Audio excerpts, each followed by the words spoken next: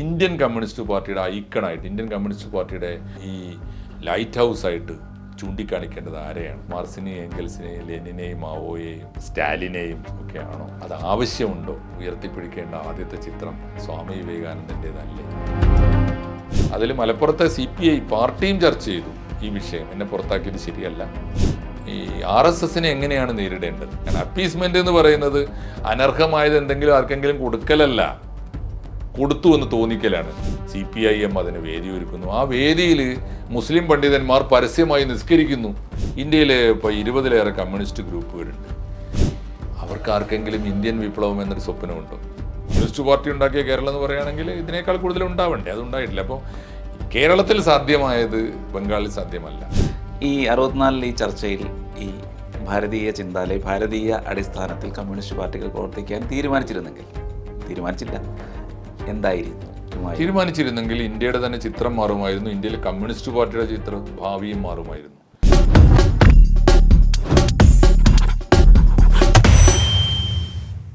അപ്പോൾ അന്ന് യുവകലാ സാഹിതി എന്നെ പുറത്താക്കി. അതിനുശേഷമുള്ള കഥ എന്താ ഉണ്ടായതെന്ന് വെച്ചാൽ, യുവകലാ സാഹിതി പുറത്താക്കിയപ്പോൾ പാർട്ടിയിൽ തന്നെ വലിയ രോഷമുണ്ടായി. എന്ത് ന്യായമാണ് സംവാദത്തിന് പോയതിന് ഒരാളെ പുറത്താക്കുക എന്നൊക്കെയുള്ള രോഷമുണ്ടായി. CPIയുടെ തന്നെ മറ്റൊരു സാംസ്കാരിക സംഘടനയായ IPTA, Indian People's Theatre Association, അത് ഈ പെർഫോമിംഗ് ആർട്ടിസ്റ്റുകളുടെ സംഘടനയാണ്. ദേശീയ തലത്തിൽ ഉണ്ടായിരുന്ന സംഘടനയായിട്ട് ഇപ്പോഴും ഉണ്ട്. പക്ഷേ പഴയ പോലെ സ്വാതന്ത്ര്യ സമരക്കാലത്തൊക്കെ വളരെ സ്ട്രോങ് ആയിരുന്നു അവർ. ഇപ്പോൾ വളരെ ദുർബലമാണ്. കേരളത്തിലും അത്ര ശക്തിയൊന്നുമില്ല. എങ്കിലും അതിൻ്റെ സ്റ്റേറ്റ് സെക്രട്ടറി ആയിട്ട് എന്നെ നിയമിച്ചു. അതിന് പറഞ്ഞ കാരണം, മാഷ പോലെ ഒരു റിസോഴ്സിനെ യുവകലാ സാഹിതി നഷ്ടപ്പെടുത്തിയത് ശരിയല്ല, അതിൻ്റെ അമർഷം കൊണ്ടാണ്. ഇപ്പോൾ കേട്ടത് ഏറ്റവും ഒടുവിൽ ഈ കൂട്ടത്തിൽ പിന്നെ എനിക്ക് ധൈര്യമായിട്ട് പോകാമല്ലോ, കാരണം ആരോടും ഒരു സംവാദങ്ങൾക്ക് പോകാമെന്നാണല്ലോ നിലപാട്. അതിൽ മലപ്പുറത്തെ CPI പാർട്ടിയും ചർച്ച ചെയ്തു ഈ വിഷയം. എന്നെ പുറത്താക്കിയത് ശരിയല്ല, സംവാദത്തിന് പോകാൻ സാംസ്കാരിക പ്രവർത്തകർക്ക് അവകാശമുണ്ട്, പോകണം എന്നുള്ള നിലപാടാണ് എടുത്തത്. അപ്പോൾ പിന്നെ ഞാൻ സ്വതന്ത്രമായി അഭിപ്രായം പറഞ്ഞ് പോയിക്കൊണ്ടിരുന്നതാണ്. ഇപ്പോൾ അതേ കാരണത്തിന് IPTAയിൽ നിന്നും പുറത്താക്കിയിരിക്കുന്നു. അതേ കാരണമാണെന്നാണ് ഞാൻ കരുതുന്നത്. വേറെ കാരണമൊന്നും ഉണ്ടായിട്ടില്ല. വേണമെങ്കിൽ ഏത് വേദിയിലും സ്വതന്ത്രമായി പോയി അഭിപ്രായം പറയുന്നതുകൊണ്ട് നിലപാടുണ്ട്. അതിനിടയിൽ ചില ഇഷ്യൂസ് ഉള്ളത് എനിക്ക് തോന്നുന്നു. CPIക്കകത്ത് വലിയ ആക്ഷേപങ്ങളും വിയോജിപ്പുകളും ഒക്കെ, എല്ലാ ജില്ലയിലും വിഭാഗീയ പ്രവർത്തനം, അഴിമതി ആരോപണങ്ങൾ, അങ്ങനെ CPMനേക്കാൾ കൂടുതൽ ഈ ആഭ്യന്തരമായ പ്രതിസന്ധി നേരിടുന്നുണ്ട് അവർ. പിന്നെ അതിൽ ഈ ചില ജില്ലകളിലൊക്കെ നടക്കുന്ന ആഭ്യന്തരമായ വഴക്കുകളുണ്ട്, ആളുകളെ പുറത്താക്കലും. പാലക്കാട് ജില്ലയിലൊക്കെ അത്തരം. അപ്പോൾ പാലക്കാട് ജില്ലയിൽ ഇത്തരം സംഗതികളൊക്കെ നടക്കുമ്പോൾ മഹാഭൂരിപക്ഷം പാർട്ടിക്കാരും പുറത്താണ്. CPIയുടെ അന്തഃഛിദ്രം വളരെ ഭീകര, പുറത്താണ് കൂടുതൽ. പ്രത്യേകിച്ച് അത് കാനം രാജേന്ദ്രൻ്റെ കാലത്ത് പാർട്ടിയിൽ അതിഭീകരമായ വിഭാഗീയത വളർന്നു വരികയും അത് വലിയ പകയായി മാറുകയും, വിഭാഗീയത ആശയപരമാണെങ്കിൽ കൊള്ളാം, അത് ആശയപരമാകുമ്പോൾ ഒരിക്കലും നമ്മൾ പുറന്തള്ളൂലല്ലോ ഉള്ള പാർട്ടിയെ. ഇതൊരു ചെറിയ പാർട്ടി പരസ്പരം പോരടിച്ച് തീരുന്നൊരവസ്ഥ ഉണ്ടായിരുന്നു. അപ്പോൾ അതിൽ ഞാൻ പാലക്കാട്ടെ ഇവരുടെ ഭാഷയിൽ വിമതന്മാർ നടത്തുന്ന ചില നല്ല പരിപാടികളിൽ, അവിടെ EP ഗോപാലൻ എന്ന് പറയുന്ന പഴയ സഖാവ് ഉണ്ടായിരുന്നു, അദ്ദേഹത്തിൻ്റെ ഒരു ഓർമ്മ അനുസ്മരണത്തിന് ഞാൻ പോയി. PK വാസുദേവൻ നായരുടെ അനുസ്മരണത്തിന് പോയി. അതൊക്കെ ഇവരാണ് നടത്തിയത് എന്ന കാരണത്താൽ എന്നെ കൂടി ടാർഗറ്റ് ചെയ്തു. ഒരു കാരണവശാലും അത് എന്നെ വിഷയമേ അല്ല. ഞാൻ CPI മെമ്പർ അല്ലാത്തതുകൊണ്ട് പാർട്ടിക്കാരുടെ ഒരു ഇഷ്യൂവിൽ എന്നെ വലിച്ചെടുക്കാൻ പാടില്ല. ഇതാണ് ഈ പുറത്താക്കിയൊരു ഇഷ്യൂ. ചുരുക്കി പറഞ്ഞാൽ അത് എനിക്ക് തോന്നിയൊരു അനുഭവം ഇതാണ്. ഒരേ കുറ്റത്തിന് ആവർത്തിച്ച് കൊലക്കുറ്റത്തിന് വിധേയമാക്കുക, ആവർത്തിച്ച് വധശിക്ഷ എന്ന് പറയില്ല, അതുണ്ടായത്. അതിൻ്റെ ഒരു ബേസിക് സംഗതി കേരള രാഷ്ട്രീയത്തിൽ വന്ന വലിയൊരു ഫോബിയയാണ്. അത് ഈ സംഘപരിവാർ അധികാരത്തിൽ വന്നിരിക്കുന്നു. ഇനി ന്യൂനപക്ഷ വർഗീയതയെക്കുറിച്ച് മിണ്ടിക്കൂടാ. സംഘപരിവാറിനെ രണ്ടാമത്തെ പ്രശ്നം അതാ. ന്യൂനപക്ഷ വർഗീയത എന്നൊരു വർഗീയത ഇല്ല.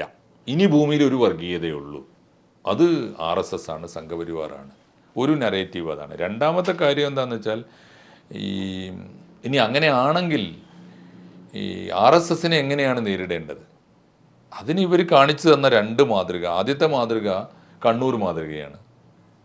ഈ മനുഷ്യരെ ബോംബ് വെച്ചും കൊടുവാൾ കൊണ്ടും കൊന്നു തീർത്ത് കളയാം. ഈ ഒരു ജനാധിപത്യ രാജ്യത്തെ എന്തുമാത്രം വലിയ മണ്ടത്തരാന്ന് ആലോചിച്ച് നോക്കൂ. അങ്ങനെ ഒരു ഘട്ടം. രണ്ടാം ഘട്ടത്തിൽ ഇപ്പോൾ പറയുന്ന അവരെ ബഹിഷ്കരിച്ച് തകർത്ത് കളയാം. അവരോട് മിണ്ടാൻ പാടില്ല. ഇത് രണ്ടും ജനാധിപത്യ വിരുദ്ധമാണ്. ഒന്ന്. രണ്ടാമത്തെ നിലപാടിൻ്റെ പ്രായോഗികമായ അനുഭവം എന്താ? ദയനീയമായ പരാജയമല്ലേ? ന്യൂനപക്ഷത്തെ പ്രീണിപ്പിക്കുകയാണ്, പറ്റിക്കുകയാണെന്ന് ജനത്തിന് തോന്നി. പ്രീണനം എന്ന വാക്കിന് ഞാൻ എപ്പോഴും കൗതുകം നിറഞ്ഞൊരർത്ഥം കാണാറുണ്ട്. ഈ അപ്പീസ്മെൻ്റ് എന്നാണല്ലോ. ഈ അപ്പീസ്മെൻറ്റിൻ്റെ ഡിക്ഷണറി മീനിങ് ഒന്ന് നോക്കൂ സന്തോഷം വല്ലപ്പോഴൊക്കെ. ഇത് നല്ല രസമുള്ള മീനിങ് ആണ്. അപ്പീസ്മെൻ്റ് എന്ന് പറയുന്നത് അനർഹമായത് എന്തെങ്കിലും ആർക്കെങ്കിലും കൊടുക്കലല്ല, കൊടുത്തു എന്ന് തോന്നിക്കലാണ്. അതിനാണ്. അതായത് പാസിഫൈ ബൈ കൺസെഷൻസ് എന്നാ.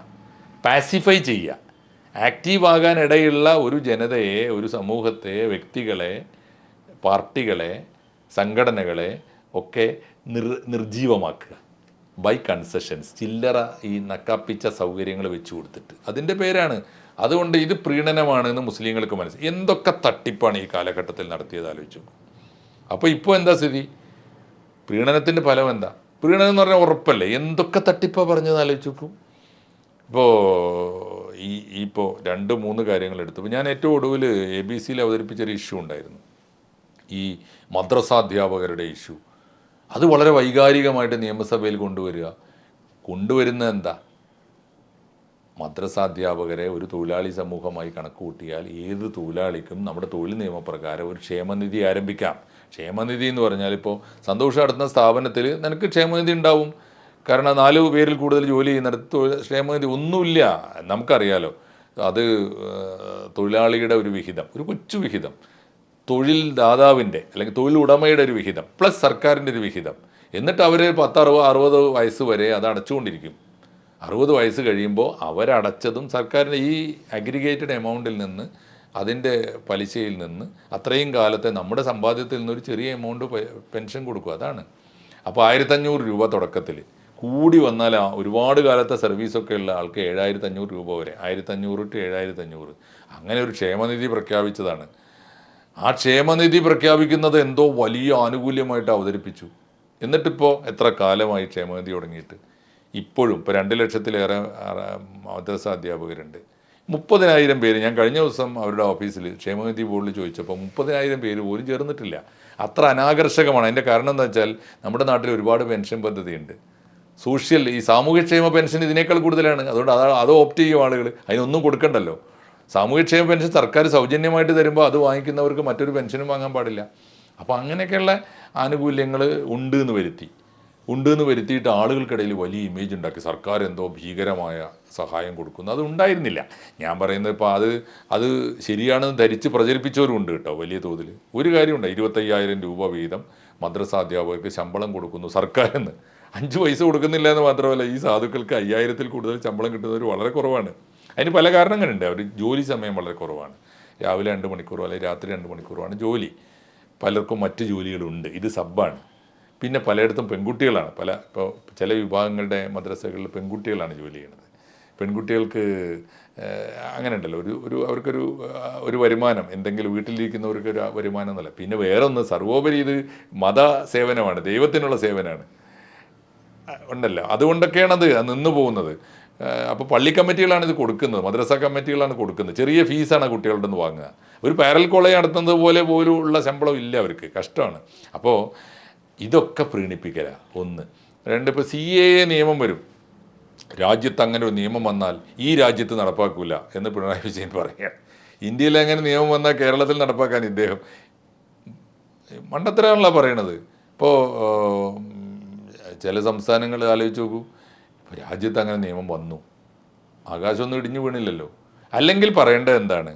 അങ്ങനെ നിയമം വന്നാൽ കേരളത്തെ അങ്ങനെ ബാധിക്കുന്ന ഒരു പൗരൻ പോലും ഇവിടെ ഇല്ല.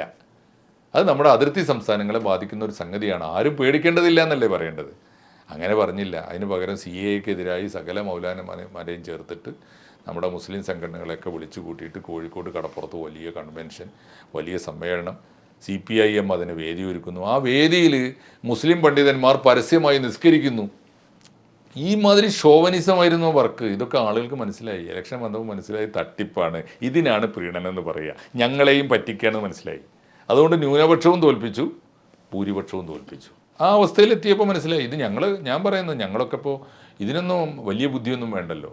എങ്ങോട്ടാണ് ഈ സമൂഹത്തെ പറ്റിക്കാൻ നിൽക്കരുത്. ജനത്തിന് സത്യസന്ധമായിരിക്കണം.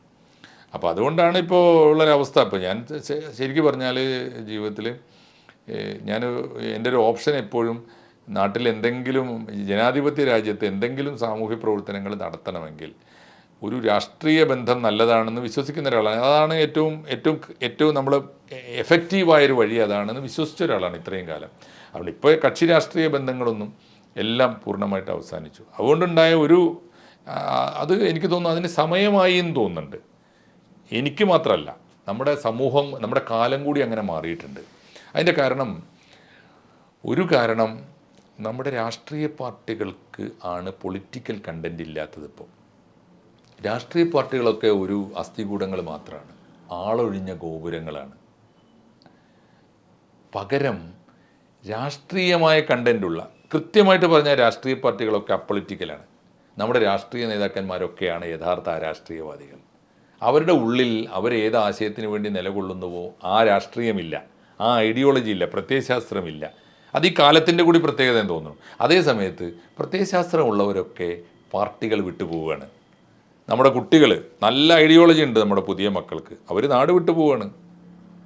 നല്ല ഐഡിയോളജി ഉണ്ട് പുതിയ തലമുറക്ക്, അവരൊക്കെ തന്നെ രാഷ്ട്രീയ പാർട്ടികളോട് അഫിലിയേഷൻ ഇല്ലാതെ പോവുകയാണ്. അവരിൽ പലരും വീട്ടിൽ പോവുകയാണ്. പണ്ട് രാഷ്ട്രീയ ബന്ധങ്ങൾ ഉണ്ടായിരുന്ന ആളുകൾ, ഇപ്പോൾ നല്ല SFIക്കാരൊക്കെ ഇപ്പോൾ എവിടെ DYFIയിലുണ്ടോ? പഴയ നല്ല DYFIക്കാരൊക്കെ CPMലുണ്ടോ? ഇല്ലല്ലോ. CPMൻ്റെ സ്റ്റേറ്റ് കമ്മിറ്റിയിലുള്ളവർ എത്ര പേര് ജീവിച്ചിരിക്കുന്നു എന്നുള്ളതിന് വല്ല തെളിവുണ്ടോ? ഏകാധിപത്യപരമായൊരു ഓട്ടോക്രാറ്റിക് സംവിധാനത്തിലേക്ക് ഒരു പാർട്ടി മാറുകയാണ്. സോഷ്യൽ ഫാസിസ്റ്റ് പാർട്ടി എന്ന് അതിനെ ആളുകൾ വിളിക്കാനിടയാകുകയാണ്. അങ്ങനെ വരുമ്പോഴുള്ള ഒരു അപകടങ്ങളൊക്കെ വരുന്നുണ്ട്. അങ്ങനെ വരുമ്പോൾ സംഭവിക്കുന്നത് രാഷ്ട്രീയം, നമ്മൾ സിവിൽ പോളിറ്റി എന്ന് പറഞ്ഞൊരു വാക്കുണ്ടല്ലോ, പൗരരാഷ്ട്രീയം, ഈ ചെതറിപ്പോകുന്ന മനുഷ്യരിലാണ് രാഷ്ട്രീയമുള്ളത്. സംഘടിതമായ രാഷ്ട്രീയ പാർട്ടികൾക്ക് രണ്ട് സംഗതികളെ ഇപ്പോൾ ബാക്കിയുള്ളൂ. ഒന്ന്, അതിൻ്റെ അധികാരം എന്ന് പറയുന്ന ഒരു ഹെറാർക്കി, അതാണ് അതിൻ്റെ ഒരു ഘടന. രണ്ട്, അതിനെ നിലനിർത്തുന്ന ആസ്തി. സമ്പത്തും അധികാരവും കൊണ്ട് നിൽക്കുന്ന രാഷ്ട്രീയ പാർട്ടികൾക്കകത്തല്ല യഥാർത്ഥ രാഷ്ട്രീയമെന്നും. രാഷ്ട്രീയം പാർട്ടികൾക്ക് പുറത്താണ്, അതായി തീർന്നിട്ടുണ്ട്. അതുകൊണ്ടായിരിക്കണം നമ്മുടെ കാലഘട്ടത്തിന്, ഏറ്റവും പുതിയ കാലത്തിന് നമ്മൾ പറയുമല്ലോ, നമ്മൾ സാഹിത്യം പഠിപ്പിക്കുകയും ചെയ്യുമ്പോൾ നമ്മൾ വന്നു നിൽക്കുന്നത് പോസ്റ്റ് ട്രൂത്ത് കാലത്താണ് എന്ന് പറയുമല്ലോ. പോസ്റ്റ് ട്രൂത്ത് കാലത്തിൻ്റെ വേറൊരു പര്യായ പദം ഈ സത്യാനന്തര കാലം എന്ന് മാത്രമല്ല. സത്യാനന്തര കാലം എന്ന് പറയുന്നത് നമ്മുടെ മുമ്പിൽ വന്നു നിറയുന്ന ഡാറ്റയിൽ നിന്ന് സത്യം ഏതാണ് അസത്യം ഏതാണ് എന്ന് തിരിച്ചറിയാൻ വൈകും എന്നുള്ളതുകൊണ്ടാണ് നമ്മുടെ ഒരു പുതിയ കാലത്തിൻ്റെ പ്രശ്നം അതാണ്. IT കാലം എന്ന് പറയുന്നത്, ഈ IT AI ഇത് രണ്ടും ചേർന്നുണ്ടാക്കുന്ന ഒരു ഭ്രമാത്മകമായ ലോകത്തിനാണ് നമ്മൾ സത്യാനന്തര കാലം എന്ന് പറയുന്നത്. പക്ഷേ സത്യാനന്തര കാലത്തിൻ്റെ പോസ്റ്റ് ട്രൂത്ത് എറയുടെ മറ്റൊരു പേര് പോസ്റ്റ് പൊളിറ്റിക്കൽ എറ എന്നാണ്. രാഷ്ട്രീയാനന്തര കാലം കൂടിയാണത്. ഇപ്പോൾ രാഷ്ട്രീയം എന്ന് പറയുന്നത് അപരന് വേണ്ടി ചിന്തിക്കുക എന്ന ഒരു കാലമാണ്. ആ കാലം പോയിട്ട് അവനവന് വേണ്ടി ചിന്തിക്കുന്ന ഒരു കാലത്ത് എത്തി നിൽക്കുമ്പോൾ രാഷ്ട്രീയ പാർട്ടികളൊക്കെ അരാഷ്ട്രീയമായി തീരും. അപ്പോൾ രാഷ്ട്രീയം വിടാൻ, അല്ലെങ്കിൽ കക്ഷി രാഷ്ട്രീയം വിട്ട് ചിന്തിക്കാൻ സമൂഹത്തിൽ വ്യാപകമായി ഒരു ബോധോദയം വരുന്ന കാലത്തു കൂടിയാണ് ഇങ്ങനെയൊക്കെ സംഭവിക്കുന്നത്. എനിക്ക് തോന്നുന്നു എൻ്റെ മാത്രം അനുഭവം ആകാനിടയില്ല. അത് ഒരൊറ്റപ്പെട്ട അനുഭവമല്ല. നമ്മുടെ കക്ഷി രാഷ്ട്രീയത്തിൻ്റെ ഒരു ജനാധിപത്യ ഘടനയ്ക്ക് എന്താണ് സംഭവിക്കുന്നത്? എല്ലാ പാർട്ടിയിലും ഇത്തരം ഇഷ്യൂസ് ഉണ്ട്. ജനാധിപത്യ വിരുദ്ധതയുണ്ട്, മനുഷ്യവിരുദ്ധതയുണ്ട്, ചരിത്ര വിരുദ്ധതയുണ്ട്. ഇങ്ങനെ ഒരു കാലത്ത് മാത്രമല്ല, മൂലധന ശക്തികൾ, അഴിമതി വലിയൊരു ഘടകമായിട്ട് ആർക്കാണ് കേരളത്തിൽ, ഏത് രാഷ്ട്രീയ പാർട്ടിക്കാണ് ഒരു പഞ്ചായത്ത് മെമ്പറായി കഴിഞ്ഞാൽ അവർക്ക് കിട്ടുന്ന ഫണ്ട് ഒരു കോൺട്രാക്ടർക്ക് ഏൽപ്പിച്ചു കൊടുക്കുമ്പോൾ 10% കമ്മീഷൻ പറ്റൂല എന്ന് പറയുന്ന ഒരു ജനപ്രതിനിധി ആരാണ്? പാർട്ടി ഏതാണ്? ഒരു പ്രധാനപ്പെട്ട കാര്യമാണല്ലോ. ഒരു തലേന്ന് വരെ ജനതയുടെ കൂടെ നിന്ന ഒരാൾ മന്ത്രിയാകുമ്പോൾ എനിക്ക് അതേപോലെ മനുഷ്യർക്കിടയിൽ ഇറങ്ങി നടക്കാൻ ഞാൻ തയ്യാറാണ്, എനിക്ക് എസ്കോട്ട് വേണ്ട, എനിക്ക് 60 വാഹനങ്ങളുടെ കൂട്ട് വേണ്ട എന്ന് പറയാൻ ആരുണ്ട്? എനിക്ക് ഔദ്യോഗികമായ അതിഥി മന്ദിരങ്ങൾ വേണ്ട, അതൊക്കെ ഗവൺമെൻറ് ഗസ്റ്റ് ഹൗസുകളാക്കി വാടകയ്ക്ക് കൊടുക്ക് എന്ന് പറയണ്ടേ? എനിക്ക് കമ്പ്യൂട്ടറുള്ള കാലത്ത് ഒരു സെക്രട്ടറി മതി, 25 പേര് എൻ്റെ സ്റ്റാഫിൽ വേണ്ട, അവർക്ക് ശമ്പളവും പെൻഷനും കൊടുക്കണ്ട എന്ന് പറയാൻ നമുക്ക് പറ്റണ്ടേ? അങ്ങനെ പറ്റുന്ന ഒരു പൊളിറ്റിക്കൽ കൾച്ചർ മൊത്തത്തിൽ മാറേണ്ടതുണ്ട്. അത് എനിക്ക് തോന്നുന്നു അങ്ങനെ അപൂർവ മാതൃക ഒരാളെ ഞാൻ കണ്ടത് മമതാ ബാനർജിയാണ്. അതിപ്പോൾ ആർക്കും യോജിപ്പില്ലാത്ത ഒരാളാണ്, എല്ലാവരുടെയും ശത്രുവാണ് അവർ. അവരോട് നമുക്ക് ഒരുപാട് കാര്യങ്ങൾ അവർക്ക് എനിക്ക് തോന്നുന്നു അവർ ഐഡിയോളജി ഇല്ലാത്തൊരു രാഷ്ട്രീയക്കാരിയാണ്. പക്ഷേ അവർക്ക് ആക്ഷൻ പ്ലാൻ ഉണ്ട്, അവർക്ക് മാതൃകയുണ്ട്. ചില ഒരു ഉദാഹരണം പറഞ്ഞ ഞാൻ. അപ്പോൾ അവർ ഈ പറഞ്ഞ സംഗതി നയാ പൈസ സർക്കാരിൻ്റെ അവരുടെ ജീവചരിത്രത്തിൽ ഞാൻ കണ്ടതാണ്. അത് ആരും നിഷേധിച്ചിട്ടുമില്ല ഇതുവരെ. നയാ പൈസ സർക്കാരിൻ്റെ ശമ്പളം, ആനുകൂല്യങ്ങൾ, പെൻഷൻ.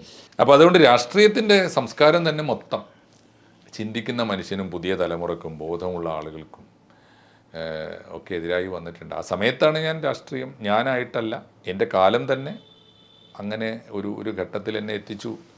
ആ കാലത്തേക്ക് ഞാനും ഒഴുകിയെത്തി എന്നതിനെക്കുറിച്ച് പറയാനുള്ളൂ. ഈ ഇസ്ലാമിക രാഷ്ട്രീയത്തെക്കുറിച്ച് പറഞ്ഞു അല്ല, അതിന് ഉള്ള പ്രീണനം, നയങ്ങൾ, ഇടതുപക്ഷം നേരത്തെ പറഞ്ഞിരുന്നത് മാറ്റി പറയുന്നത്, ഇങ്ങനെയൊക്കെ മുന്നോട്ട് പോയാൽ ഇത് യഥാർത്ഥത്തിൽ ഏത് അവസ്ഥയിലേക്ക് എത്തിച്ചേരും? ഇങ്ങനെയൊരു സാഹചര്യം മുന്നോട്ട് പോയാൽ ഇപ്പോഴും അതിൽ നിന്നൊരു മാറ്റം ഉണ്ടാക്കിയിട്ടില്ല. അതിൽ നിന്ന് തെറ്റുതിരുത്തലോ അല്ല എന്നുണ്ടെങ്കിൽ ഈ വർഗീയതയെപ്പറ്റി പറഞ്ഞല്ലോ, ഇസ്ലാമിക വർഗീയതയോട് ചേർന്ന് നിന്നുകൊണ്ടേ സംഘപരിവാറിനെ പ്രതിരോധിക്കാൻ കഴിയൂ എന്നൊക്കെ പറഞ്ഞു, മാഷ് അതിനെ എതിർത്തു എന്ന് പറഞ്ഞു. പക്ഷേ ഇപ്പോഴും അതിൽ നിന്ന് ഒരു മാറ്റവും ഈ സാഹചര്യത്തിലും സംഭവിച്ചിട്ടില്ല എന്നുള്ളത് സത്യമാണ്. അപ്പോൾ ഇങ്ങനെ മുന്നോട്ട് പോയാൽ ഇത് ഏതവസ്ഥയിലേക്ക് എത്തിച്ചേരും? അല്ല, ഇടതുപക്ഷത്തിൻ്റെ സമ്പൂർണ്ണ നാശത്തിലേക്കാണ് അവർ നടന്നു പോകുന്നത് പല കാരണങ്ങളാൽ. ഈ ഒരു നയം അവരുടെ ആശയത്തിൽ വന്ന രണ്ട് കാര്യങ്ങളാണ് ഇടതുപക്ഷ രാഷ്ട്രീയത്തിൻ്റെ അടിത്തറയായി കമ്മ്യൂണിസ്റ്റ് പാർട്ടി ഘടനയിൽ തന്നെ പറയുന്നത്. ഒന്ന് അതിൻ്റെ ആശയ അടിത്തറ, മറ്റൊന്ന് അതിൻ്റെ സംഘടനാ സംവിധാനം. അടിത്തറയും മേൽക്കൂരയും എന്ന് പറയും, മേൽപ്പുരയെന്ന് പറയും ഒരു മാർസിയൻ ടേമിൽ. അപ്പോൾ ഇത് രണ്ടിലും വെള്ളം ചേർക്കുകയാണ്. ഒന്ന് ദിശാബോധമില്ലാത്ത ആശയപരമായ പ്രശ്നം എന്താ? ആശയപരമായ ലക്ഷ്യത്തിന് ഒന്ന് എത്തിച്ചേരാനൊരു ലക്ഷ്യം ഉണ്ടാവണം. ആ ലക്ഷ്യത്തിലേക്കുള്ള നയപരിപാടികൾ ഉണ്ടാവണം. ഇല്ലേ? ഇത് രണ്ടിലും വിശകല്ലേ? ലക്ഷ്യം എന്താണ്? ആലോചിച്ച് നോക്കൂ. ഇന്ത്യയിൽ ഇപ്പോൾ 20-ലേറെ കമ്മ്യൂണിസ്റ്റ് ഗ്രൂപ്പുകളുണ്ട്. അവർക്ക് ആർക്കെങ്കിലും ഇന്ത്യൻ വിപ്ലവം എന്നൊരു സ്വപ്നമുണ്ടോ? അത് ഉപേക്ഷിച്ചിട്ട് കാലം എത്രയായി? എന്താ സത്യസന്ധമായി ജനങ്ങളോട് പറയാത്തത്? 64 കമ്മ്യൂണിസ്റ്റ് പാർട്ടി പിളർന്നപ്പോൾ രണ്ട് പാർട്ടികളും രണ്ട് ലക്ഷ്യം പറഞ്ഞു. ഒന്ന് ജനകീയ ജനാധിപത്യ വിപ്ലവമാണെന്ന് CPM പറഞ്ഞു ലക്ഷ്യം, ദേശീയ ജനാധിപത്യ വിപ്ലവമാണ് ലക്ഷ്യം രണ്ടും എന്ന് CPI പറഞ്ഞു. രണ്ടും ഫലത്തിൽ എന്താണ്? പാർലമെൻ്ററി പൊളിറ്റിക്സിൽ ഞങ്ങൾ നിറഞ്ഞാടും എന്നാണ് എൻ്റെ അർത്ഥം. അതുകൊണ്ട് പാർലമെൻ്ററി പൊളിറ്റിക്സിൻ്റെ അടവ് നയങ്ങളൊക്കെ സ്വീകരിക്കുകയും അധികാരം ഞങ്ങളുടെ ലക്ഷ്യമായി തീരുന്നല്ല എൻ്റെ അർത്ഥം. പിന്നെ എങ്ങനെ വിപ്ലവ സംഘടന ലക്ഷ്യം ഉണ്ടാവുക? സാമൂഹിക വിപ്ലവം എന്ന ലക്ഷ്യമുണ്ടോ? അതാണല്ലോ ഒരു ചോദ്യം. രണ്ട്, അതിനാവശ്യമായ നയപരിപാടികൾ. സാമൂഹിക വിപ്ലവമാണ് നയപരിപാടികളെങ്കിൽ സമൂഹത്തിലെ സകലമാന പ്രതിലോമ പ്രസ്ഥാനങ്ങളോടും വ്യക്തികളോടും ചിന്താ പദ്ധതികളോടും ഒക്കെ കലഹിച്ചുകൊണ്ടല്ലാതെ മുന്നോട്ട് പോകാൻ പറ്റുമോ? വോട്ട് കിട്ടുമോ നോക്കിയിട്ട് നിലപാടെടുക്കാൻ പറ്റുമോ? കൂട്ടാളികളെ തീരുമാനിക്കുന്ന, ശത്രുവിനെ തീരുമാനിക്കുന്നതൊക്കെ ഒരു നയത്തിൻ്റെ അടിസ്ഥാനത്തിലാവില്ലേ? അത് രണ്ടും തകർന്നു പോയി. എന്താ സംഭവിക്കാൻ പോകുന്നത് കേരളത്തിൽ? ആലോചിച്ച് നോക്കുക. യാതൊരു തർക്കവുമില്ല. ഈ അഹങ്കാരത്തിൻ്റെ ഒരു പ്രതിരൂപമായിട്ടുള്ള ഒരു പൊളിറ്റിക്സ് ഉണ്ടല്ലോ ഇടതുപക്ഷ രാഷ്ട്രീയം. എത്ര കാലം മുന്നോട്ട് പോകുന്ന വിചാരം? നോക്കി നിൽക്കെ തകർന്നു പോകുന്ന നമുക്ക് കാണാം. അതിൻ്റെ അവസാനത്തിൻ്റെക്കുള്ള പോക്കാണ് സംഭവിക്കുന്നതിൽ. എന്നെപ്പോലുള്ളവർക്ക് സങ്കടമുണ്ട്. ഞാനും ഒരുപാട് കാലം വർക്ക് ചെയ്ത്, മാത്രമല്ല മാർസിയൻ മാനവിക മൂല്യങ്ങളിൽ വിശ്വാസമുള്ള ഒരാളാണ് ഞാൻ. പക്ഷെ നിർഭാഗ്യവശാൽ ആ വഴിക്കല്ല സഞ്ചരിക്കുന്നത്. സംഭവിക്കാൻ പോകുന്ന ഒരു പ്രതിഭാസം ഇതാണ്. മാർസിയൻ മാനവികതയിലായാലും ഗാന്ധിയൻ മൂല്യങ്ങളിലായാലും ഈ ഒക്കെയുള്ള മനുഷ്യന്മാർ ഇനി അങ്ങോട്ട്, ഇപ്പോൾ സനാതനധർമ്മം എന്നൊക്കെ വിളിക്കുന്നവരൊക്കെ തന്നെ ഇനി അങ്ങോട്ട് രണ്ട് രാഷ്ട്രീയ ധാരയിലൂടെ ഇന്ത്യയിൽ സഞ്ചരിക്കാനാണ് സാധ്യത. ഒന്ന് വലതുപക്ഷം, ഒന്ന് ഇടതുപക്ഷം. അപ്പോൾ ഏതായിരിക്കും വലതുപക്ഷം എന്ന് വെച്ചാൽ തീർച്ചയായിട്ടും ഇപ്പോൾ നേരത്തെ തന്നെ വലതുപക്ഷം എന്ന് മുദ്ര കുത്തി ഇപ്പോൾ ഈ ഇന്ത്യൻ സനാതന ധർമ്മത്തിൻ്റെ മാർഗത്തിലൂടെ സഞ്ചരിക്കുമെന്ന് നമ്മൾ പ്രതീക്ഷിക്കുന്ന, അതൊക്കെ എൻ്റെ പ്രതീക്ഷയാണ്. പലപ്പോഴും എല്ലാ മൂവ്മെൻറ്റും പ്രതീക്ഷകളെ തെറ്റിക്കാറുണ്ട്. അപ്പോൾ ആ മൂവ്മെൻറ്റിനെ ഇനി അങ്ങോട്ട് ഇന്ത്യയിലെ വലതുപക്ഷം എന്ന് വിളിക്കേണ്ടി വരും. ഇപ്പോൾ BJP നയിക്കുന്ന ഒരു ധാര അതുണ്ടാവും, അതായിരിക്കും വലതുപക്ഷം. അപ്പോൾ ഇടതുപക്ഷം ആരായിരിക്കും? കേരളത്തിലെ വലതുപക്ഷവും ഇടതുപക്ഷവും ഒക്കെ മൺമറഞ്ഞു പോകും. അപ്പോൾ ഇടതുപക്ഷം ആരായിരിക്കും? എന്തൊക്കെ പറഞ്ഞാലും ഈ കോൺഗ്രസ് നയിക്കുന്ന ഒരു മുന്നണി ഇന്ത്യയിലുണ്ടാവും. ബാക്കിയുള്ളവരൊക്കെ രണ്ട് മുന്നണിയിലേക്കായിട്ട് കൃത്യമായിട്ട് കക്ഷി ചേരേണ്ടി വരും. ഒരു അമേരിക്കൻ മോഡൽ 2 മുന്നണികൾ ഇന്ത്യയിലുണ്ടാവും എന്നാണ് എൻ്റെ ഒരു രാഷ്ട്രീയ വിദ്യാർത്ഥി എന്നുള്ള നിലക്ക്, രാഷ്ട്രീയം സൂക്ഷ്മമായിട്ട് പഠിക്കാൻ ശ്രമിക്കുന്ന ഒരാളെന്ന നിലയ്ക്ക് എനിക്ക് തോന്നി 2 മുന്നണി ഉണ്ടാവും. അപ്പോൾ ഈ ഇന്ത്യ മുന്നണിയായിരിക്കും പിന്നീട് ഇപ്പോൾ ഇന്നീ വിളിക്കുന്നത്. അതിൻ്റെ ഘടനയിൽ എത്ര കാലം നിൽക്കുമെന്ന് എനിക്കറിയില്ല. അതിനെ അതിനെ ഇടതുപക്ഷം എന്ന് വിളിക്കേണ്ടി വരും. ഇടതുപക്ഷം എന്ന ഒരു പേര് ആവശ്യമാണെങ്കിൽ ഇടതുപക്ഷം എന്ന് വിളിക്കേണ്ടി വരും. അതുപോലെ അതിനകത്ത് എന്തായിരിക്കും വ്യത്യാസം എന്ന് ചോദിച്ചു കഴിഞ്ഞാൽ ഇതിൽ ഏതാണ് ഇടതുപക്ഷം ഏതാണ് വലതുപക്ഷം എന്ന് തീരുമാനിക്കേണ്ടി വരും. അപ്പോൾ തീരുമാനിക്കുമ്പോൾ എനിക്ക് തോന്നുന്നത് ഇന്ത്യയിലെ ഹിന്ദു കൾച്ചർ അതിൽ പ്രധാനപ്പെട്ട റോൾ എടുക്കേണ്ടി വരും. വളരെ പ്രധാനപ്പെട്ട റോളാണ്. ഈ 64 കമ്മ്യൂണിസ്റ്റ് പാർട്ടി പിളർന്ന കാലത്ത് ഈ ചിന്ത വന്നിട്ടുണ്ട്, ആലോചന വന്നിട്ടുണ്ട്. ഈ പ്രധാനപ്പെട്ട ആലോചന അതായിരുന്നു, ഇന്ത്യൻ മണ്ണിൽ ഒരു കമ്മ്യൂണിസ്റ്റ് പാർട്ടി ഉണ്ടായി വരേണ്ടത് എന്തടിത്തറ, ഈ അടിത്തറ എന്ന് പറയുന്ന പ്രശ്നമുണ്ടല്ലോ, അത് മാർസിയൻ ഐഡിയോളജിയാണോ മെറ്റീരിയലിസമാണോ അതോ ഭാരതീയതയാണ്? ആ കൺസെപ്റ്റ് അന്ന് ഉയർന്നു വന്നതാണ്. അന്ന് അത് ഉയർത്തിയ എസ്.എ. ഡാങ്കെ ഒരു വേദാന്തി കമ്മ്യൂണിസ്റ്റ് എന്ന് വിളിച്ചു. ചെറിയ ചോദ്യമല്ല കേട്ടോ അന്ന് ചോദിച്ചത്. ഇപ്പോഴും ഇവർക്ക് ചോദിക്കാൻ, ഇനിയുള്ള കാലം ചോദിക്കാനേ പറ്റില്ല, ചോദിക്കാൻ പാർട്ടി ഉണ്ടാവുമോ എന്നുള്ളത് ചോദ്യം എന്താണ്? ഇന്ത്യൻ കമ്മ്യൂണിസ്റ്റ് പാർട്ടിയുടെ ഐക്കണായിട്ട്, ഇന്ത്യൻ കമ്മ്യൂണിസ്റ്റ് പാർട്ടിയുടെ ഈ ലൈറ്റ് ഹൗസായിട്ട് ചൂണ്ടിക്കാണിക്കേണ്ടത് ആരെയാണ്? മാർസിനെയും എംഗൽസിനെയും ലെനിനെയും മാവോയെയും സ്റ്റാലിനെയും ഒക്കെ ആണോ? അത് ആവശ്യമുണ്ടോ? ലക്ഷ്യം ഒരു സോഷ്യൽ റവല്യൂഷനാണെങ്കിൽ, ഒരു സാമൂഹ്യ വിപ്ലവമാണ് സാധ്യമാകേണ്ടതെങ്കിൽ, അസമത്വമില്ലാത്ത ഒരു രാജ്യമാണ് നിങ്ങൾക്ക് വേണ്ടതെങ്കിൽ, സാമ്പത്തിക നീതി തുല്യമായി വിതരണമാണ് ആവശ്യമെങ്കിൽ, അതിന് ഉയർത്തിപ്പിടിക്കേണ്ട ആദ്യത്തെ ചിത്രം സ്വാമി വിവേകാനന്ദൻ്റേതല്ലേ? അങ്ങനെ ഒന്ന് ചിന്തിച്ചു തുടങ്ങിയാൽ ഇന്ത്യയുടെ ചിത്രം മാറും. ആ ചോദ്യം എല്ലാവർക്കും ബാധകമാണ് കേട്ടോ. അത് ഈ പറയുന്ന രണ്ട് ധാരയാണ് അവശേഷിക്കുക എന്ന് എനിക്ക് തോന്നുന്നു. അതെൻ്റെ ഒരു രാഷ്ട്രീയമായൊരു വായനയാണ്. ആ രണ്ട് ധാരയിൽ ആർക്കും ഈ നിലപാടെടുക്കാം. അപ്പോൾ സ്വാമി വിവേകാനന്ദൻ്റെ ധാരയാണെങ്കിൽ അത് ഇൻക്ലൂസീവായിരിക്കും. ഞാൻ കഴിഞ്ഞ ദിവസം നന്ദേട്ടനുമായിട്ടൊരു ഇൻ്റർവ്യൂ ചെയ്തിരുന്നു. നീ കണ്ടെന്ന് അറിയില്ല, ABC-ൽ ജെ നന്ദകുമാർ അറിയാം. അപ്പോൾ ആ ഇൻ്റർവ്യൂവിൽ ഞാൻ ചോദിച്ചു, അല്ല സാർ ഇത് ഇൻക്ലൂസീവ് ആവുമോ ഈ ഹിന്ദുത്വം എന്ന് പറയുന്നതിന്? ഈ ആഭ്യന്തര ശത്രുക്കൾ എന്നൊരു പ്രയോഗം ഉണ്ടല്ലോ. അപ്പോൾ അദ്ദേഹം വിശദീകരിക്കാൻ ശ്രമിച്ച വളരെ ലളിതമായി അതിമനോഹരമായി അദ്ദേഹം വിശദീകരിച്ചത്, ഞാൻ ഉറച്ചു വിശ്വസിക്കുന്നു ഗുരുജിയുടെ ആ വാക്ക്, ഈ ആഭ്യന്തര ശത്രുക്കൾ എന്ന് പറഞ്ഞിട്ട് മുസ്ലിം, ക്രിസ്ത്യൻ, കമ്മ്യൂണിസ്റ്റുകൾ എന്നൊക്കെ പറഞ്ഞത് ആസ് എ ഹോൾ ഒരു കമ്മ്യൂണിറ്റിക്കും ബാധകമല്ല.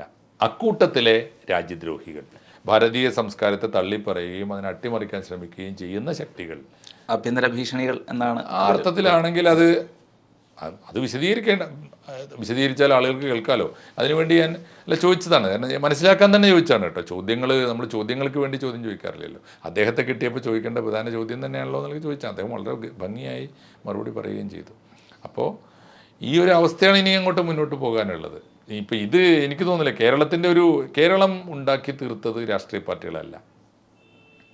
കേരളം ഒരു പ്രീ പൊളിറ്റിക്കൽ പ്രോഡക്റ്റാണ്.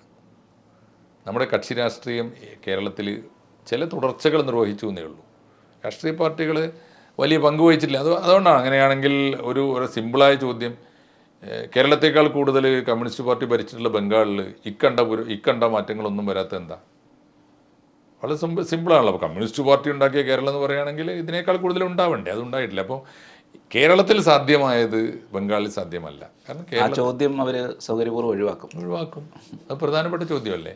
അപ്പോൾ അതുകൊണ്ട് ഞാൻ വിചാരിക്കുന്നത് രാഷ്ട്രീയ നിർമ്മിതി അല്ല കേരളം, ഒരു പ്രീ പൊളിറ്റിക്കൽ നിർമ്മിതി. അതിന് കളമൊരുക്കിയ ഒരു മണ്ണുണ്ട്. ആ മണ്ണിൽ നിന്ന് പഠിക്കുകയാണ് വഴി. ആ മണ്ണിൽ തീർച്ചയായിട്ടും ഗുരുദേവനുണ്ട്. ആ മണ്ണിൽ ഈ സമുദായ പരിഷ്കരണ പ്രസ്ഥാനങ്ങളുണ്ട്. സമുദായ പരിഷ്കരണ പ്രസ്ഥാനങ്ങളൊക്കെ തമ്മിൽ കലഹമില്ലാത്തൊരു കാലമുണ്ട്. ഇപ്പോൾ 1924 വൈക്കം ഒറ്റ ഉദാഹരണം. വൈക്കം സത്യാഗ്രഹത്തിൽ 3 ധാരയുണ്ട്. 3 ധാരയും തമ്മിൽ കലഹമൊന്നും ഉണ്ടായിട്ടില്ല. 3 ധാര, ഒന്ന് TK മാധവൻ്റെ മൂവ്മെൻ്റാണ്. ഈ അധസ്ഥിതൻ്റെ അയിത്ത ജാതിക്കാരുടെ ഉന്നമനം സാധ്യമാക്കുക, അവരെ മനുഷ്യരാക്കി തീർക്കാനുള്ള ഒരു മൂവ്മെൻ്റാണ്. അതൊരു ഭാഗത്തെ ഒരു പ്രധാനപ്പെട്ട മൂവ്മെൻറ്റാണ്. അന്നേരത്ത് മന്നത്ത് പത്മനാഭൻ്റെ മൂവ്മെൻറ്റ് ഗാന്ധിയുടെ നിർദ്ദേശപ്രകാരം അത് ഹിന്ദു ഐക്യത്തിൻ്റെ ഒരു മൂവ്മെൻറ്റാണ്. Mannathu Padmanabhan came down to earth.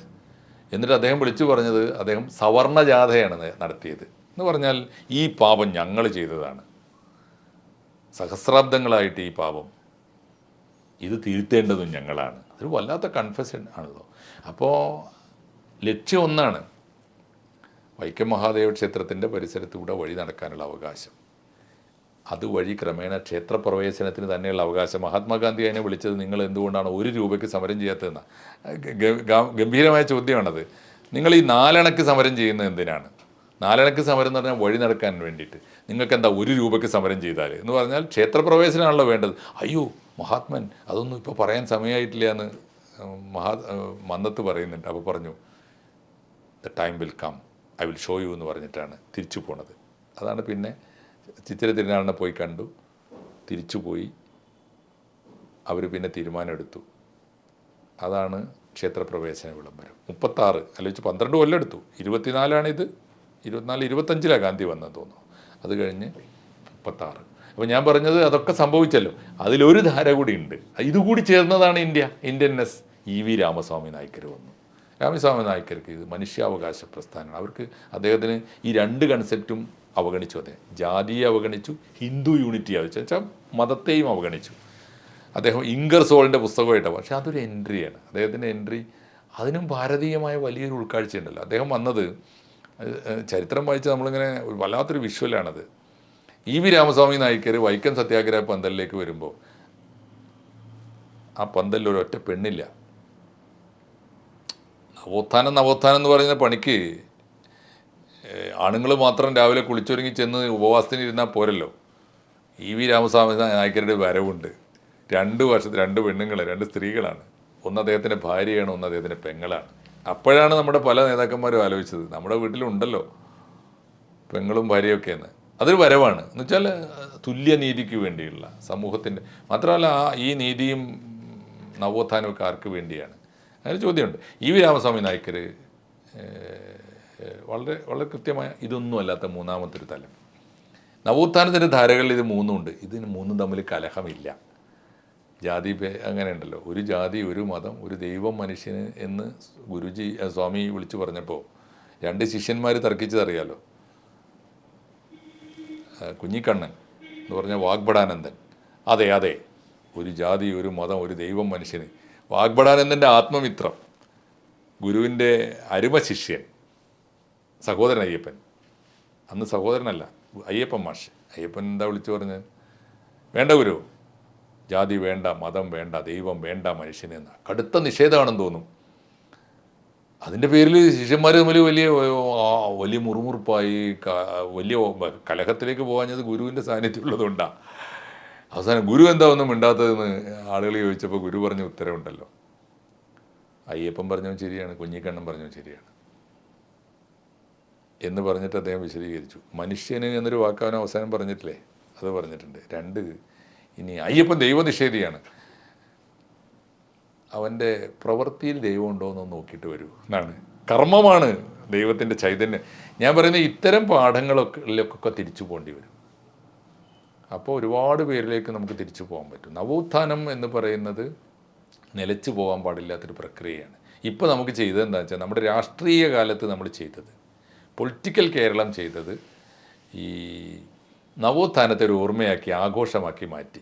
Sreenarayana ഗുരുവിനെ, അയ്യങ്കാളി, ചട്ടമ്പി സ്വാമി, പൊയ്കയിലപ്പച്ചൻ, ഇങ്ങനെ കുറേ പേരുകൾ വന്ന് അവരുടെ ഓർമ്മ പെരുന്നാൾ നടത്തലായി. അതിന് പകരം നമുക്ക് മുന്നോട്ടാണ് പോകേണ്ടത്. നമ്മൾ പലപ്പോഴും മറന്നുപോയി. രാഷ്ട്രീയ കാലത്ത് നമ്മളൊക്കെ വോട്ട് ബാങ്കുകളായി മാറി. ഒരു സംശയം കൂടെ, ഈ അന്ന് പറഞ്ഞല്ലോ 64 ഇങ്ങനെ ഒരു ചർച്ചയുണ്ടായിരുന്നു. ഈ 64 ഈ ചർച്ചയിൽ ഈ ഭാരതീയ ചിന്താലയ, ഭാരതീയ അടിസ്ഥാനത്തിൽ കമ്മ്യൂണിസ്റ്റ് പാർട്ടികൾ പ്രവർത്തിക്കാൻ തീരുമാനിച്ചില്ല, എന്തായിരിക്കുമായി? തീരുമാനിച്ചിരുന്നെങ്കിൽ ഇന്ത്യയുടെ തന്നെ ചിത്രം മാറുമായിരുന്നു. ഇന്ത്യയിൽ കമ്മ്യൂണിസ്റ്റ് പാർട്ടിയുടെ ഭാവിയും മാറുമായിരുന്നു. കമ്മ്യൂണിസ്റ്റ് പാർട്ടിക്ക് പറ്റിയത്, കമ്മ്യൂണിസ്റ്റ് പാർട്ടിയുടെ യഥാർത്ഥ പരാജയം ഞാൻ സൂക്ഷ്മമായി മനസ്സിലാക്കാൻ ശ്രമിച്ചിട്ടുള്ള ഒരു രാഷ്ട്രീയ വിദ്യാർത്ഥി എന്നുള്ള എനിക്ക് പറയാൻ തോന്നുന്നത് അവിടെയാണ് തുടങ്ങുന്നത്. ഐഡിയോളജിയിലാണ് തുടങ്ങിയത്. എന്താ കാര്യം എന്ന് വെച്ചാൽ ഇന്ത്യയിൽ ഇന്ത്യൻ മണ്ണിന് ചേർന്ന ഒരു വിപ്ലവം സ്വപ്നം കാണണമായിരുന്നു. ആ സ്വപ്നത്തിലേക്കാണ് യാത്രയെങ്കിൽ ഇന്ത്യയിൽ കമ്മ്യൂണിസ്റ്റ് പാർട്ടിക്ക് പലതും ചെയ്യാൻ പറ്റുമായിരുന്നു. ഇത് ഞാൻ പറഞ്ഞതല്ല, പലരും പറഞ്ഞിട്ടുണ്ട്. ഒരു പ്രധാനപ്പെട്ട കാര്യം ഓർക്കേണ്ടത്, ഇന്ത്യയിൽ കമ്മ്യൂണിസ്റ്റ് പാർട്ടി തകർന്നതിൻ്റെ യഥാർത്ഥ ഉത്തരവാദിത്വം ഇവിടെ ഭരിച്ച സാമ്രാജ്യത്വ ശക്തികൾക്കല്ല, ഇവിടുത്തെ ഹിന്ദു വളരെ അടിയുറച്ച മതവിശ്വാസികൾക്കുമല്ല. യഥാർത്ഥത്തിൽ അതിനെ തകർത്തത് ക്ലാസിക്കൽ യുക്തിവാദികളുടെ ഒരു നേതൃത്വം കമ്മ്യൂണിസ്റ്റ് പാർട്ടി തലപ്പത്ത് വന്നു എന്നുള്ളതുകൊണ്ടാണ്. ഇന്ത്യക്ക് ചേർന്ന ഒരു മനസ്സല്ല അത്. ഇന്ത്യക്ക് ആവശ്യമുള്ള മനസ്സുമല്ല. യുക്തിവാദമാകാം. ഇപ്പോൾ ചാർവാകന്മാർ പോലും ആ ഒരു തരത്തിൽ ഈശ്വരൻ വേണമെന്ന് ഇന്ത്യക്കാർക്ക് യാതൊരു നിർബന്ധവുമില്ല. പക്ഷേ ഭൗതികവാദം ഇന്ത്യക്ക് ചേർന്ന ഒന്നല്ല. ഈശ്വരൻ ഉള്ളതും ഇല്ലാത്തതുമായ ആത്മീയമായ ഒരു മനസ്സ് ഇന്ത്യക്കുണ്ട്. അതിനെ തള്ളിപ്പറഞ്ഞതാണ്. ഇത് പണ്ടൊരു വലിയ മനുഷ്യൻ പറഞ്ഞിട്ടുണ്ട്. ഇന്ത്യൻ കമ്മ്യൂണിസ്റ്റ് പാർട്ടിയുടെ ഒരു സംഘം, ഒരു ഡെലിഗേഷൻ ലോകരാജ്യങ്ങളൊക്കെ പര്യടനം നടത്തിയ കൂട്ടത്തിൽ വിയറ്റ്നാമിൽ ചെന്നു. അപ്പോൾ അക്കാലത്ത് ലോകത്ത് ജീവിച്ചിരിക്കുന്ന ഏറ്റവും വലിയ കമ്മ്യൂണിസ്റ്റ് കാരണവർ ഹോച്ചിമിൻ. അപ്പോൾ ഹോച്ചിമിൻ ഇവരോട് ചോദിച്ചു, എന്താണ് പ്രോലിറ്റേറിയൻ പാർട്ടി? ഈ അടിസ്ഥാന വർഗത്തിൻ്റെ പാർട്ടിയാണല്ലോ. ലോകത്തിലെ ഏറ്റവും കൂടുതൽ തൊഴിലാളികളും പട്ടിണിപ്പാവങ്ങളും ഉള്ള നാടാണ്. എന്നിട്ടും ഇത്രയും കാലമായിട്ട് എന്താണ് അവിടെ കമ്മ്യൂണിസ്റ്റ് പാർട്ടി പച്ച പിടിക്കാത്തത്?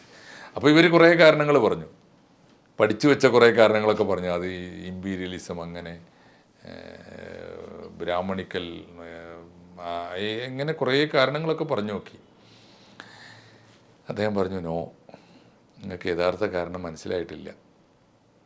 നിങ്ങൾ ഇന്ത്യയുടെ ശക്തിയും ദൗർബല്യവും ഒരുപോലെ ശക്തിയാക്കി മാറ്റിയ ഒരു മനുഷ്യനുണ്ട് അവിടെ. അയാളെ നിങ്ങളിപ്പോഴും പഠിച്ചിട്ടില്ല. അയാളുടെ പേര് ഗാന്ധി എന്നാണ്. ഇന്ത്യൻ കമ്മ്യൂണിസ്റ്റുകാരോട് പറയാ, ആരെ? ഗാന്ധിയെ തെറി വിളിച്ചുകൊണ്ട് പ്രകടനം നടത്തുന്ന കാലത്ത് നിങ്ങൾ പോയിട്ട് ഗാന്ധിയെ പഠിക്കണം.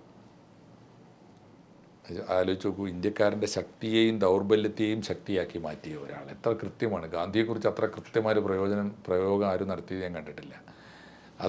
എന്നിട്ട് അദ്ദേഹം പറഞ്ഞു, അപ്പോൾ നിങ്ങൾക്ക് മനസ്സിലാവും ഇന്ത്യയിൽ എങ്ങനെയാണ് സാമൂഹ്യ വിപ്ലവം ഉണ്ടാക്കേണ്ടതെന്ന്. ഇനിയും മനസ്സിലായില്ലെങ്കിൽ ഞാൻ പറയാം, ഞാൻ വിയറ്റ്നാമിൻ്റെ ഗാന്ധിയാണ് എന്നുകൂടി ചേർത്ത് പറഞ്ഞു. ഇത് കെ ദാമോദരൻ്റെ ഒരു ഇൻ്റർവ്യൂവിൽ വളരെ വിസ്തരിച്ചൊരു ഇൻ്റർവ്യൂ ഉണ്ട് ഡോക്ടർ താരിഖ് അലിയുമായി. ഇന്ത്യൻ കമ്മ്യൂണിസ്റ്റിൻ്റെ ഓർമ്മക്കുറിപ്പ്. യെസ്, മലയാളത്തിലും വന്നിട്ടുണ്ട്. Memoir of an Indian communist എന്ന് പറഞ്ഞിട്ട് ഡോക്ടർ താരിഖ് അലിയുടെ. അപ്പോൾ ഞാൻ പറഞ്ഞത് ഇതാണ് ഇതിൻ്റെ സ്ഥിതി. അതുകൊണ്ട് അങ്ങനെയാണെങ്കിൽ ഇപ്പോൾ ഈ ഈഫ്സ് ആൻഡ് ബഡ്സ് ഒന്നും ഹിസ്റ്ററിയിൽ നമ്മൾ പറയുന്നതിൽ അർത്ഥമില്ല. സംഭവിക്കാൻ പാടില്ലാത്തതൊക്കെ സംഭവിച്ചു എന്ന് വേണം പറയാൻ. അതുകൊണ്ട് ഇനിയിപ്പോൾ ഒരു സമ്പൂർണമായ പതനത്തിന് ശേഷമില്ല അല്ലാതെ ഇന്ത്യൻ ഇടതുപക്ഷത്തിന് എന്തെങ്കിലും ഭാവിയുണ്ട് എന്ന് ഞാൻ കരുതുന്നില്ല. സംഭവിക്കാൻ പോകുന്നത് നമ്മുടെ തൊട്ടു മുമ്പിലുള്ള ഭാവി ഇന്ത്യയിലെ ഇന്ത്യൻ ജനതയെ ഇങ്ങനെ രണ്ട് ധാരയിൽ കാണാനാണ്. അതിനെ എനിക്കിഷ്ടം വലതുപക്ഷം ഇടതുപക്ഷം എന്ന് വിളിക്കാനാണ്. ആ ക്യാരക്ടർ ആര് അച്ചീവ് ചെയ്യുന്നു എന്നുള്ളതാണ് പ്രശ്നം. അത് കൃത്യമായി പ്രകടിപ്പിക്കുന്നത് ആരോ. രണ്ട് കാര്യങ്ങളേ ഉള്ളൂ. എന്ത് പേരിട്ട് വിളിച്ചാലും ഒന്ന്, ഏറ്റവും പ്രധാനപ്പെട്ട കാര്യം, അത് ഇൻക്ലൂസീവായിരിക്കണം. ഇന്ത്യൻ മണ്ണിൻ്റെ പ്രത്യേകത, ഇന്ത്യൻ സംസ്കാരം എന്ന് പറയുന്നതിൻ്റെ, ഇന്ത്യയിലെ എല്ലാ മതത്തിനും ഈ ദേശീയതയുണ്ട്. അങ്ങനെ ഒരു ധാരയുണ്ട്, എല്ലാ മതത്തിലും ഉണ്ട്. ദേശീയ മുസ്ലിം എന്ന് പറയുന്നത് രാജ്യത്തിന് അവഗണിക്കാൻ പറ്റാത്ത ഒരു ധാരയാണ്. എല്ലാവർക്കും ഉണ്ട്. അത് രാജ്യമാണ് പ്രധാനം എന്ന് വിശ്വസിക്കുക. രാജ്യം അപ്രധാനമല്ല. രാജ്യത്തിന് വേണ്ടി രാജ്യമാണ് സംസ്കാരത്തെ ജീവിപ്പിക്കുന്നത്, രാജ്യമാണ് വ്യക്തിയെ ജീവിപ്പിക്കുന്നത്, രാജ്യമാണ് സ്വാതന്ത്ര്യം അനുവദിക്കുന്നത്. അതുകൊണ്ട് രാജ്യത്തിന് വേണ്ടി വല്ലവർക്കും വേണ്ടി മരിക്കണമെന്ന് ദൈവം പറഞ്ഞിട്ടുണ്ടെങ്കിൽ അത് ദേശത്തിന് വേണ്ടിയാണ്. ഈ ദേശം എന്ന് പറയുന്നതിന് വളരെ വിശാലമായ അർത്ഥത്തിലെടുക്കാം. അതിനിപ്പോൾ രാജ്യത്തിൻ്റെ അതിര് വെച്ച് അളക്കൊന്നും വേണ്ട. ജന്മഭൂമി എന്ന് പറയുന്നതിനെ നമ്മൾ ഒരു മുള്ളുവേലി കെട്ടിത്തിരിക്കാനൊന്നും പാടില്ലല്ലോ. പിറന്ന മണ്ണ്, ഈ പ്രകൃതീശ്വരി, അങ്ങനെയൊക്കെ അതിനെ വിളിക്കാമല്ലോ. അപ്പോൾ അങ്ങനെ ഒരു കൺസെപ്റ്റിലേക്കാണ് ഇപ്പോൾ ലോകം പോണത്. ഇന്ത്യയിലും അങ്ങനെ ഒരു ധാരയാണ് ഞാൻ കാണുന്നത്. നമുക്കത് ഇത്തരം വിഷയങ്ങൾ വേർതിരിച്ച് ഭാവിയിലും സംസാരിക്കാം എന്ന് ഞാൻ വിചാരിക്കുന്നു. എന്തായാലും ഇപ്പോൾ ഇത്രയും കാര്യങ്ങൾ എനിക്ക് തോന്നുന്നു ഞാൻ വന്ന വഴി, അല്ലെങ്കിൽ എനിക്ക് തോന്നുന്നു ഞാൻ ജീവിതത്തിൽ ഒഴുകിച്ചേർന്ന വഴി എന്നൊക്കെ പറയുന്നതാണ് എനിക്കിഷ്ടം. ഞാൻ ബോധപൂർവം ഏതെങ്കിലും ഒരു രാഷ്ട്രീയ നിലപാട്, ഞാൻ ഇത്രാം തീയതി ഇന്ന പാർട്ടിയിൽ ചേരുമെന്നോ, ഞാൻ ഇടതുപക്ഷത്തേക്ക് പോകുമെന്ന്, ഞാൻ മാത്രമല്ല വളരെ നിഷ്കളങ്കമായ കാലത്ത് ഞാൻ മലപ്പുറത്തെ ഒരു സാധാരണ മുസ്ലിം ലീഗ് ആ ധാരയിൽ വന്ന ഒരാളാണ്. പഠിക്കുന്ന കാലത്ത് ഞാൻ MSF ആണ്. MSFൻ്റെ മലപ്പുറം ജില്ലാ പ്രസിഡൻ്റാണ്. ഫറൂഖ് കോളേജിൽ ഞാൻ MSFൻ്റെ സ്ഥാനാർത്ഥിയാണ്. ചന്ദ്രികയിൽ പിന്നെ ഞാൻ ഡിഗ്രിയൊക്കെ കഴിഞ്ഞപ്പോൾ അന്ന് ഞാൻ എത്തിച്ചേരേണ്ട ഒരു ആവുന്നൊരു വഴി അതാണ്. മീൻസ് അതും പാർട്ടി പരിഗണന എന്ന് വെച്ചല്ല, അവിടെ അന്നത്തെ ഒരു തീരുമാനം ഉണ്ടായിരുന്നു. ടെസ്റ്റും ഇൻ്റർവ്യൂ ഒക്കെ നടത്തിയിട്ട് യോഗ്യതയുള്ളവരെ നിയമിക്കുക എന്നുള്ളൊരു അവസ്ഥ ഉണ്ടായിരുന്നു. അങ്ങനെ ചന്ദ്രികയിൽ സബ് എഡിറ്ററായിട്ടാണ് ഞാൻ എൻ്റെ ഒരു കരിയർ തുടങ്ങിയത്. അവിടുന്നാണ് പിന്നെ ഞാൻ ഈ മുതിർന്നു തുടങ്ങുമ്പോൾ സർക്കാർ ഉദ്യോഗത്തിലേക്ക് വന്നതും ഇടതുപക്ഷ രാഷ്ട്രീയത്തിൽ വന്നതും. ഇടതുപക്ഷ രാഷ്ട്രീയത്തിൽ ഞാൻ അത്ര ആക്റ്റീവായിട്ടൊന്നും ഉണ്ടായിരുന്നില്ല, പ്രത്യേകിച്ച് കാരണം യഥാർത്ഥ കാരണം സർക്കാർ ഉദ്യോഗസ്ഥനായിരുന്നു എന്നുള്ളതുകൊണ്ടാണ്. സാംസ്കാരിക രംഗത്തെ ഉണ്ടായിരുന്നുള്ളൂ.